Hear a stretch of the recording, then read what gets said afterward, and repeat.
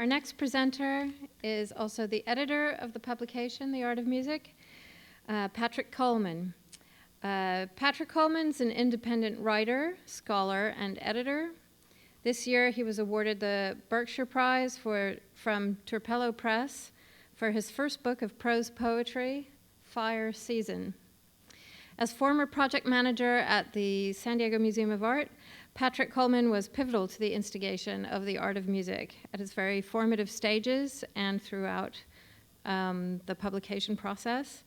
His paper today is titled Dancing with the Dead, Music and Memory in Modern and Contemporary Art. I was asked to speak about the relationship between music and modern and particularly contemporary art. And so I began by thinking about the properties that are often associated with music. Trumpets that can repel evil or bring down walls, singing that can charm beasts and demons and stones, or, to get more contemporary, rock and roll music that can possess otherwise chaste teenagers with sexual desire against their will, from the classic film Footloose. But in modern and contemporary art, I want to look at the ways in which music is used as a tool just as miraculous to bring up our dead and to resurrect personal or cultural pasts and to bring memory into the present and the public. Now, this will necessarily be something of a quick tour, but to set the stage, I want to highlight the special way that music does this in an important work of modern Western literature, James Joyce's story, The Dead, in which a youngish literary man at a holiday party sees his wife leaning against a railing, listening to someone in the other room play the piano and sing a song called The Lass of Aughrim, which in the image on the left is from the John Huston film version of The Dead with his daughter Angelica Huston in that role.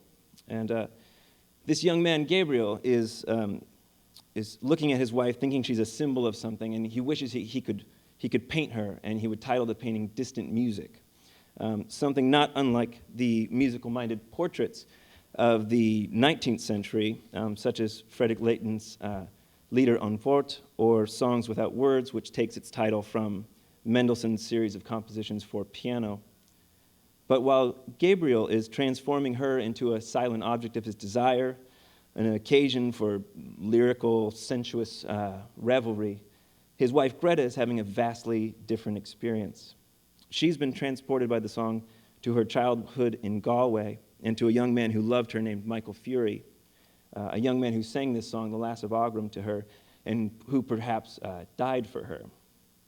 Hearing the song, in some sense, brings Michael back to life for her, occasions a visceral type of recall through both the verbal and the non-verbal aspects of the music, the piano playing and melody, as much, if not more, than the words themselves, which is an experience I'm sure most of us can relate to in some form or another. Now, this idea of music bringing up the dead is actually pretty common and sometimes taken quite literally. Recorded sound promised as much. Marconi, the inventor of long-distance radio, believed that sound never died, only grew fainter and fainter, and if we could invent the right listening device, we could hear things as distant as Jesus delivering the Sermon on the Mount, or the musicians on the deck of the Titanic, which was a ship he was supposed to be on, and that was what he said he would listen to if given the chance. Similarly, the dog that I'm sure we all know from RCA Records or the cover of his master's voice records is named Nipper, and he's shown quirking his head into the gramophone, not because he's listening to music, but because he's been played the voice of his recently deceased master. So it's a sonic event, even for a dog, that creates a surprising level of subjectivity and poignancy. Now, the writer Nick Flynn describes this process as angelization, in which people are preserved via technology and can present themselves into our lives after their death. In a poem in which he writes about entering the apartment of a dead friend and finding an answering machine, a quote, an answering machine in an empty room that whispers, "I'm not here right now." And that voice, no longer able to be heard from its original source, can startle us more than photographs can in some ways. We're such a visual culture. I tend to think that a lot of times we become deadened to visuals, and contemporary artists in particular, I think, are drawn to sound for its way of representing the past in visceral and sometimes very startling ways. And at the very least, I think our primal belief in the power of sound seems to persist even in a Photoshop age in which we've become more cynical of images. Now, being cynical of images is perhaps an unusual way to transition to the work of Carrie Mae Weems, who's a noted American artist who often works in photography and is a graduate of our own MFA program at UCSD. But in her series, Slow Fade to Black, she appropriates photographs of great black female performers, Nina Simone, Ella Fitzgerald, Ethel Waters, others like them, but presents them out of focus, caught as they fade out of our collective memory. And it's a sad, if not unsurprising, fact that many of these great women artists are less revered and less frequently recalled today than their male peers, especially when you consider the enduring popularity of a white male performer of the era, like a Frank Sinatra, who you encounter maybe more than you would like. Now, the photographs are frustrating to look at. Every time I look at them, I feel like the problem is with me, that there's something wrong with my eyes. Why can't I see these figures clearer? But what I find especially interesting about this in Weems's work is that the photographs can stand on her own, or on their own, but she considered it fully realized in a performance in which the photographs and other images were projected on a screen, much as they are here, but then accompanied by composer and pianist Jerry Allen and special guests performing the music of the figures depicted. That Weems felt like their presence couldn't be fully recalled and brought into contemporary life without a kind of recreation of that music, that the sound could accomplish something that the images alone seemed no longer able to do. Now, one of the women that Weems selected for the series was Marian Anderson. And if she's much remembered these days, it's for how she came to perform on the steps of the Lincoln Memorial on Easter Sunday, April 9th, 1939. Now, she was initially supposed to perform a standard concert at Constitution Hall in Washington, D.C., but was barred by the Daughters of the American Revolution, who owned the hall, enforcing a policy that they had of disallowing non-white performers in the venue. And just as a side note, their response to this and their changing response over time is really fascinating. If you ever are looking for something you want to Google, involves a lot of denial, kind of modulated denial up until very, very recently. And finally, their website, I think only in 2007, I think it was, actually, they institutionally admit that it was them. They barred her because she was black. Now, thanks to the media coverage of this event, an evening with Anderson, which was supposed to be only performed to a packed and very large concert hall, was transmitted across the United States and to some extent abroad in the silent form of this and other photographs, in radio stories that played snippets of her singing, and in newsreel footage such as this.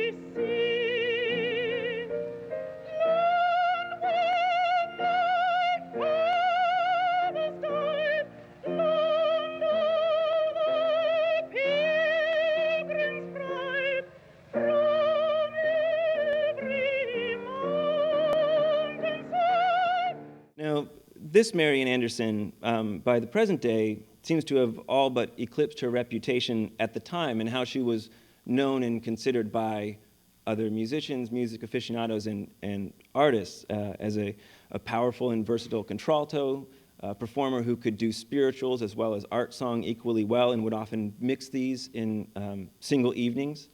And as a muse to the composer Jean Sibelius, who after hearing her sing in his home told her that he was afraid that his ceiling was much too low for her. Now, she was much more than this moment to the American painter Buford Delaney. And this work, if you haven't been into the show, is probably one of my personal favorites from the exhibition. Now, Delaney saw Anderson in concert multiple times and seemingly idolized her. And she and other African-American musicians of the day were integral to his identity as a modern black painter in Greenwich Village in the first half of the 20th century. One who, like Anderson, could draw from African-American traditions as well as European ones in forging his distinctive art. Now, this work was painted while he was living in Paris, where he had seen her perform there recently, but the painting is more idealized through the realm of memory and his earlier experiences seeing her perform when he was a young artist in Greenwich Village. Posed as she is in these swirling impastoed yellows, which was a special color to Delaney, what he saw as a spiritual color. And a painting like this brings Marian Anderson back to us more powerfully in many ways than a simple documentary photograph. And it dramatizes her presence and her power on Delaney and in his use of the techniques of early 20th century avant-garde painters who associated color with abstraction, or color and abstraction with music, and in particular to use jazz as a tool to help them discover a new kind of painting, one especially more distinctly American and attuned to city rhythms. For instance, those in the Stieglitz circle, with whom Delaney was friendly, if not a part of. He's slightly later. Arthur Dove, who we have already seen in Marika's talk, was one of those Stieglitz circle painters. And in his work, we can see some of those techniques. His abstractions primarily were rooted in the natural world, much as Foghorn's, even though it has an oral element, is clearly linked to nature. But he also did several abstract works based in music, the most accomplished of these being related to jazz.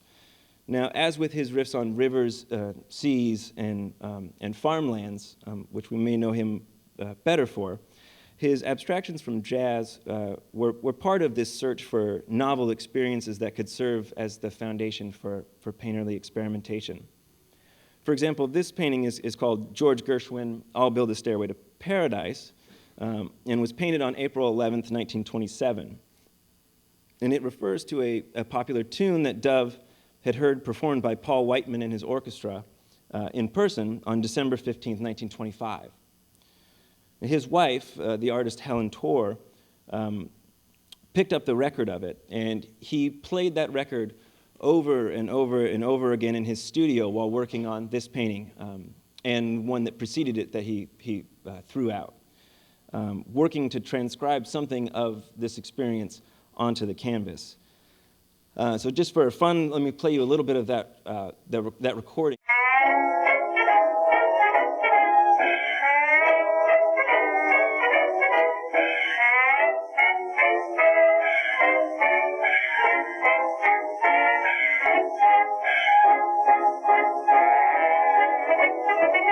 Now, there's a lot of debate over what Dove was trying to do and what he did, and mimicking the hot jazz rhythms of the recording is the most common refrain.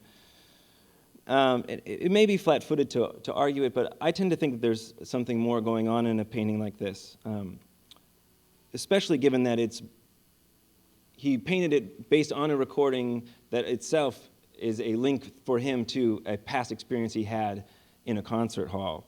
And so that he was in some ways trying to not only respond to the music, but respond to his memories of a musical evening. And I think you can see this layered in the visual strata of the image itself, which not only, I think, evokes sonic impressions, but some visual ones as well. You can see in almost every photograph of the Paul Whiteman Orchestra, the banjo player is featured very, very prominently, and that white banjo head really stands out. And I think you can see some echo of it in the form that really organizes the painting that Dove made.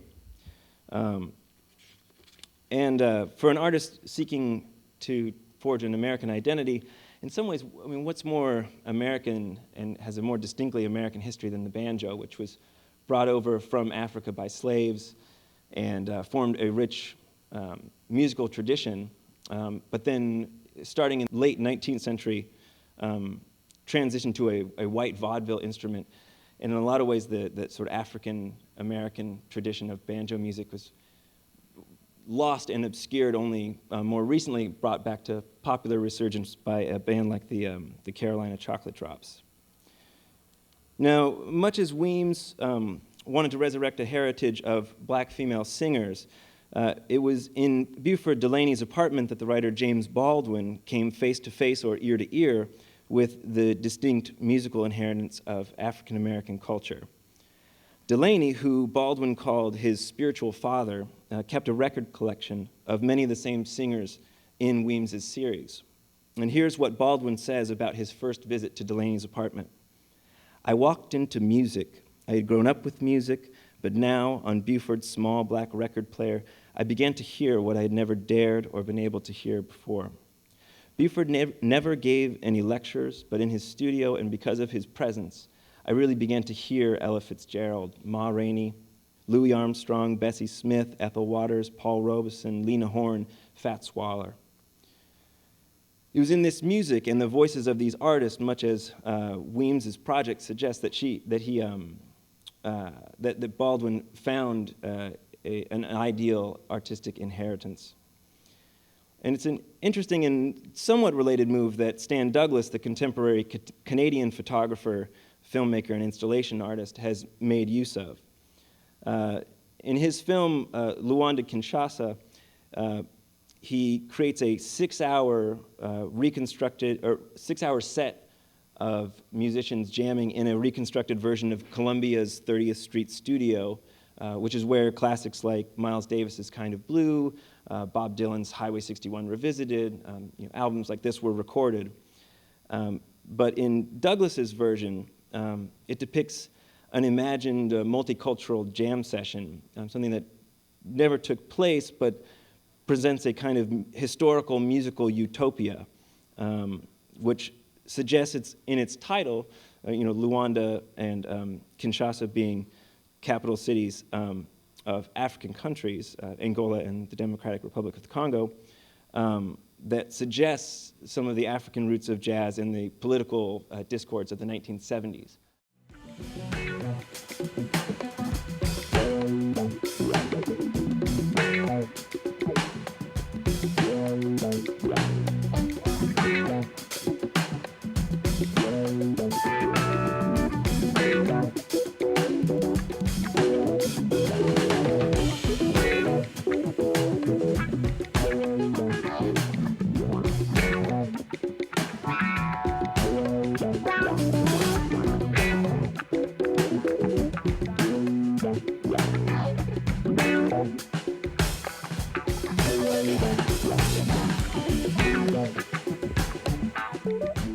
One thing I like to note is how the machine and sound reproduction technology can be a part of, and a very integral part of this experience.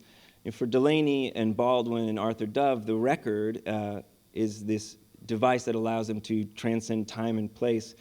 And for someone like Stan Douglas, the recording studio and the video camera and the particular technical inflections of each allow him to create this imagined version of the 1970s, down to just the way that the camera moves in that clip is like so distinctive and evocative.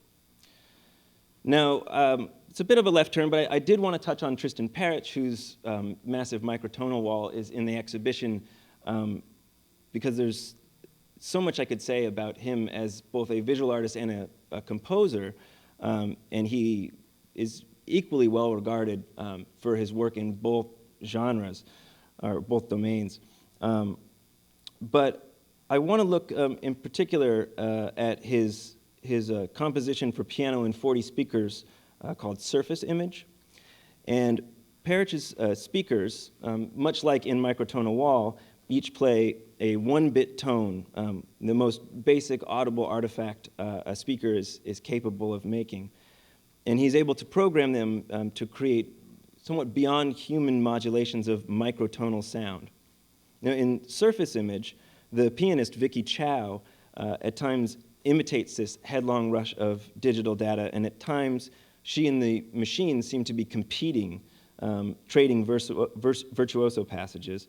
But elsewhere, she floats off the harder rhythms of the 40 speakers to inflect mood and expressiveness to the total effect in a way that is very evocative of the work of someone like Debussy, who was discussed in Dr. Passler's talk. So let me just show you a brief excerpt of this, which is as much just an invitation for those of you who've seen the show to seek out Tristan's music, which is really special.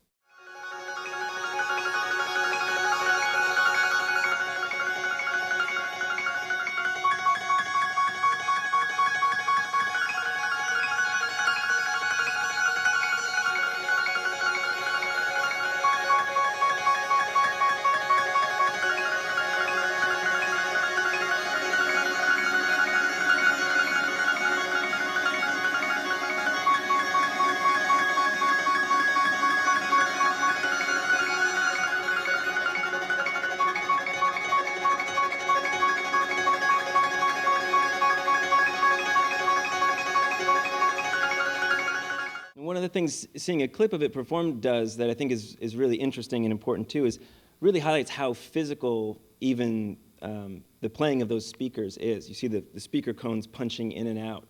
They're having a physical response. Because often we tend to think of electronic music as being this sort of somehow disembodied, robotic sort of a thing. But for someone like Perich, the physicality of the piano as an instrument and as a performer playing that instrument is just as important as the physicality of not only his speakers, but the hardware that he uses to program those speakers. And he's working with the physical limitations of those processors that he uses and the processor speeds. So there really is a kind of Apollo and Marsyas sort of testing of both human and machine in a performance like this that is really interesting. Now, in a somewhat related work of sound art by Janet Cardiff, a 40-part motet, the physical human presence in the performance is gone. It's based on a piece of vocal music by Thomas Tallis, and in using it, I should say it's a vocal piece for 40 singers. And what Cardiff does is isolate each singer's voice to a single speaker arranged in a circle or sometimes in a semicircle like this. Now, by arranging them in this way, we're allowed as a visitor to walk inside the music and to find the individual human voices behind the mass of sound in the choir that can be hard to perceive when you're seated in an audience, or especially when you've, say, downloaded an MP3 of something and you're putting it on as many people do with music like this, as background music while you're working on something else. I'm not endorsing the practice. But what I think is fascinating is how when you buy, what's fascinating here is the way in which Cardiff, relying on this modern technology, creates this very human experience of discovery in an installation like this. One of the things that many people say when they come away from visiting this piece is how moving and special it is to be able to hear when an individual singer makes a mistake.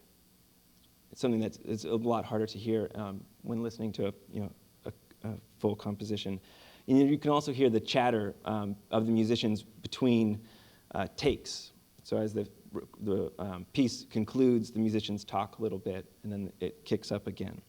And it becomes this interactive and audible experience in some ways that is very allegorically rich, of how music can forge bonds between otherwise isolated individuals, and that music technology, which we think of as in some ways disembodying performers, can be a way of kind of bringing our attention back to their bodies.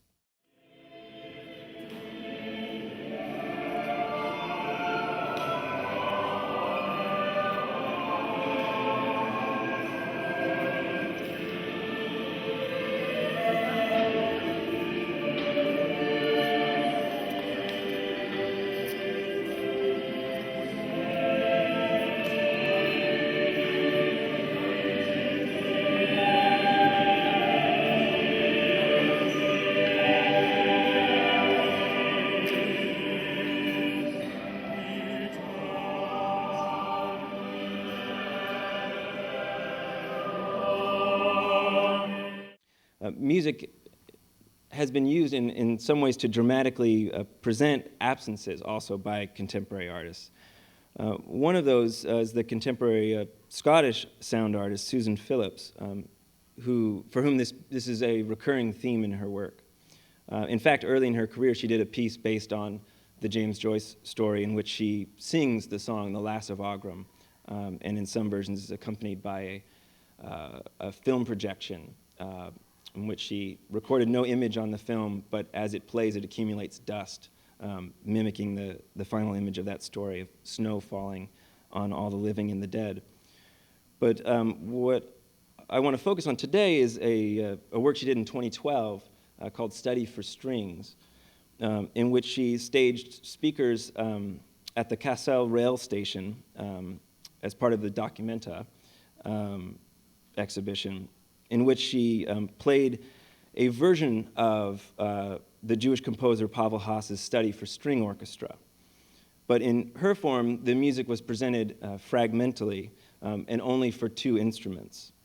And each note was recorded separately and would move in playback around the 8 speakers scattered around the station.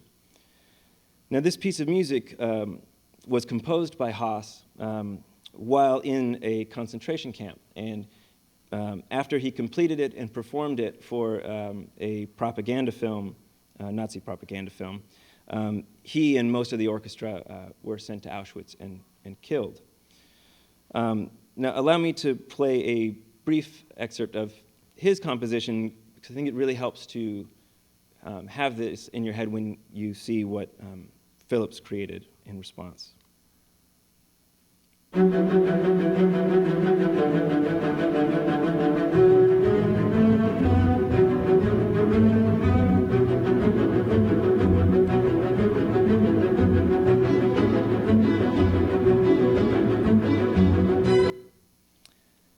And so then here I'll play you an excerpt from Phillips's installation in which the missing members of the orchestra seem to haunt the isolated lines for viola and cello in their absence, and to shape the space of this rail station in very particular and I think powerful ways.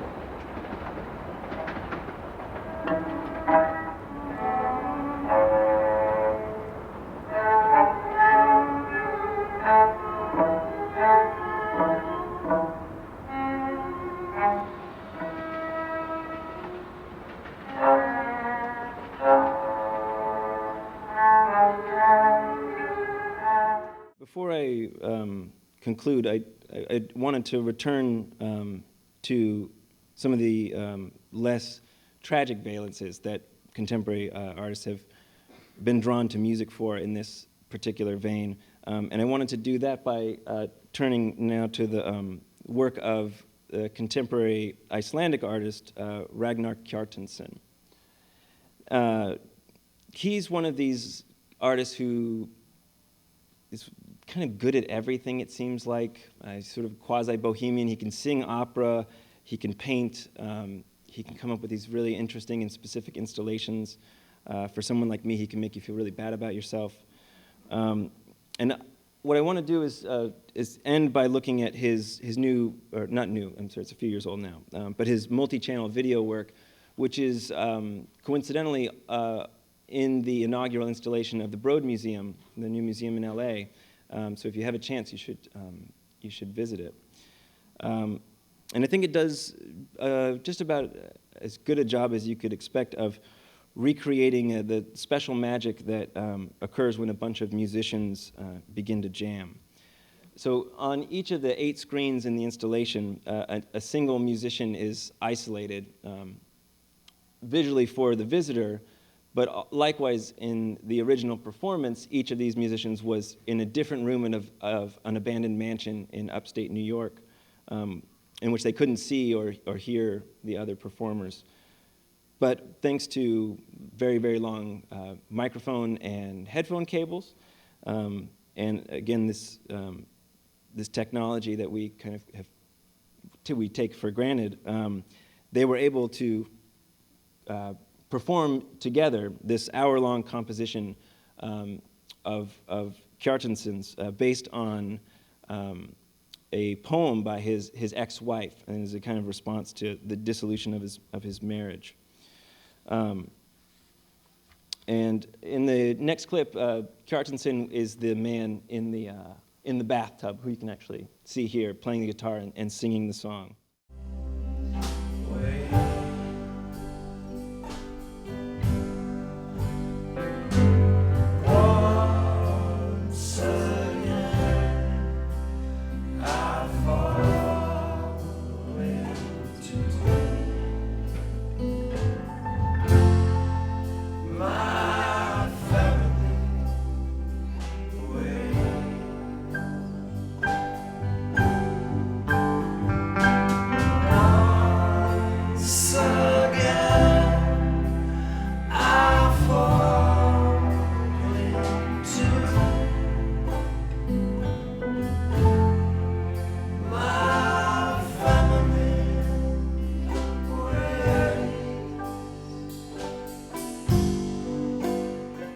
This is only 1 minute of an hour-long song, but I think it's clear this is a very mournful, regretful, very personal, sad, and isolating kind of a song.